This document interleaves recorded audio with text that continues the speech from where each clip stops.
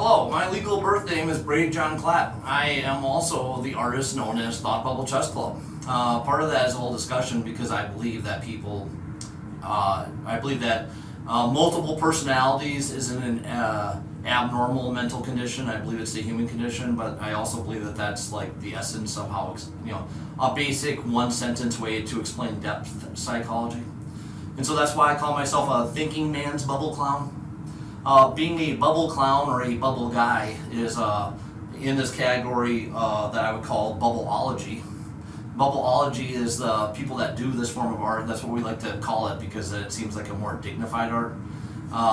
People that pay money to do, for instance, like a community function or a school function, tend to want to group you together with like face painting and balloon twisting because that's primarily the people that really like it a lot. Are the K through 2, so like kids that are smaller before puberty, and older people too. They appreciate what you're doing. People 35 or like grandparents and stuff. So I do it though not as amusement entertainment. I do it as educational enthusiast. I rather than saying I'm a bubbleologist that is a professor, like I'm going to teach a college lecture in bubbles. I prefer to say I'm like a fur trader in the 1800s exploring the mystery of water, and I have for instance, like a mythology that goes along with it. It's my own personal Africa, kind of like some guy that maxes out his life savings to open a mermaid center or something. And the most important aspect of education is desire. So 25 times more important than any other factor in education is that the person, probably a child, desires what they want to learn and how they want to learn it, and then they decide to just be their own teacher. A good example of that would be video games. So, an 8 to 10-year-old boy, has his new video game. He doesn't have to have a parent or an elder or something sit down with him and explain to him how to use the video game. He might look up a YouTube video, and that's inquiry. He'll inquire as to how to play the game better, and then he'll be his own teacher. And that's the way education works. It's all based upon desire and inquiry. And so I get that all the time. I get, excuse me, sir. I was wondering if you'd be so kind as to tell me how you modify the soap and add the water. I'm considered quite good at bubbleology, the mixing part of it. I have 3 different mixes I make. The 2 are the more commonly used polymers that you could Google it, like how to make monster soap bubbles, and then you get recipes similar to the one that I use. For the 2 different recipes, those are the ones that I sell with my kits. I have 2 different options for kits. I have a $15 option now, which is just it's a small loop of string with clips on it. You can just figure out something to hold it with, like sticks or something.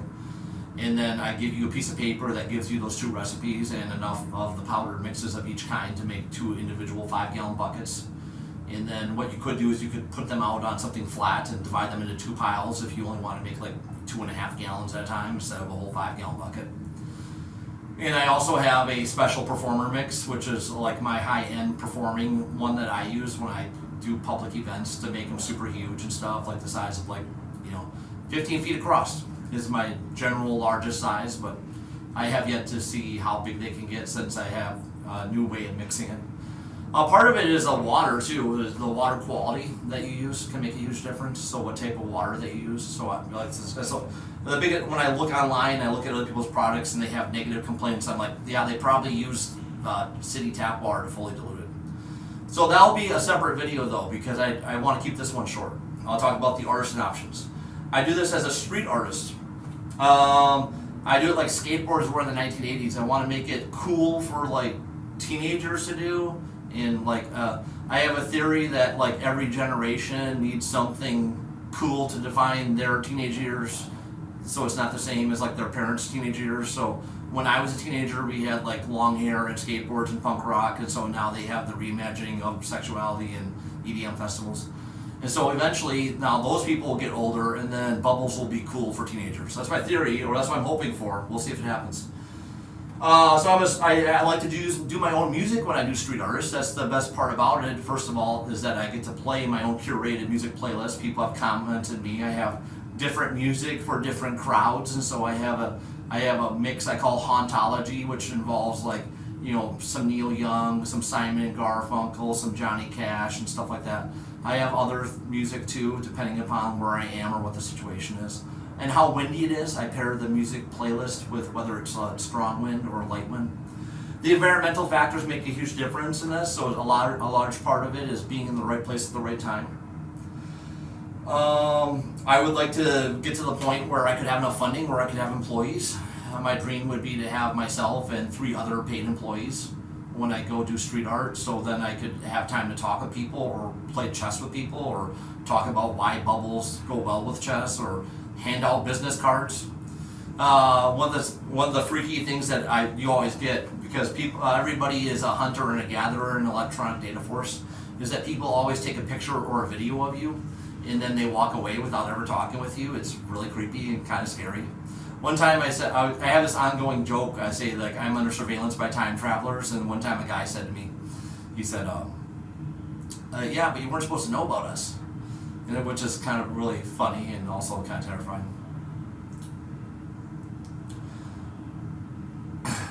I would like to do after school programs. The dream there's a guy called William Harrison. He's a grandmaster at chess.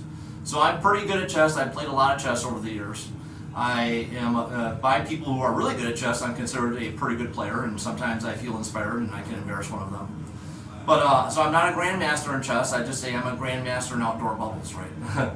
But this whole thing, I teach other people how to do it. A huge part of it is, well, the bubble part, I'd say, I compare it with like Eastern philosophy, right? So bubbles are Tai Chi and chess is karate. So the bubble thing is more like drinking a cup of coffee or yawning or dreaming or something like that. It's passive, like the art of letting go, like the Tao or something. And then because of that, first of all, it's not as dangerous as fire spinning. Secondly, it's somewhat easy to pick up because you just have to quit trying so hard. That it becomes like a coffee house. Like, so you, like if you're doing like the bubble guy. Well, first of all, it's one of the best-selling toys of all times, right? Bubbles.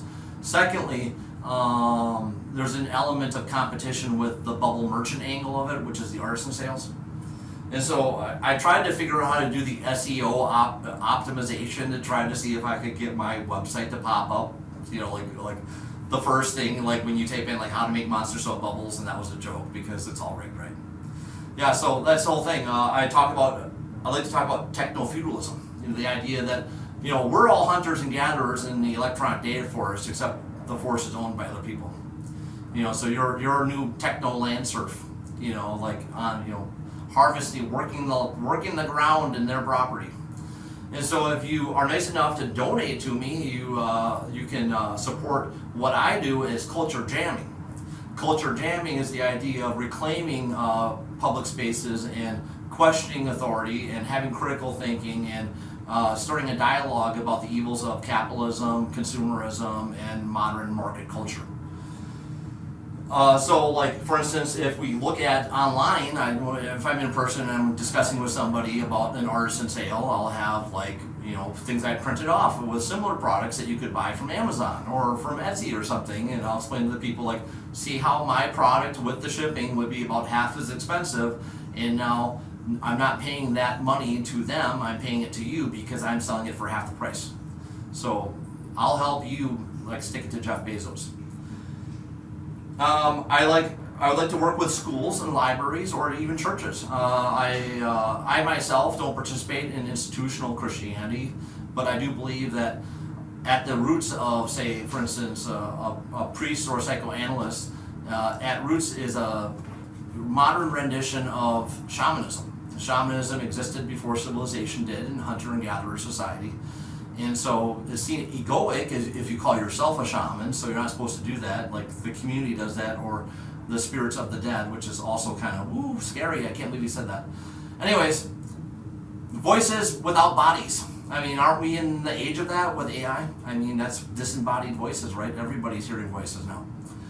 So it's a whole discussion though. I don't want to get too far off track. That's why I have a YouTube channel. I can do individual videos about what I think about neurodivergent intelligence, and I also think that AI should be the new personal pronoun offense.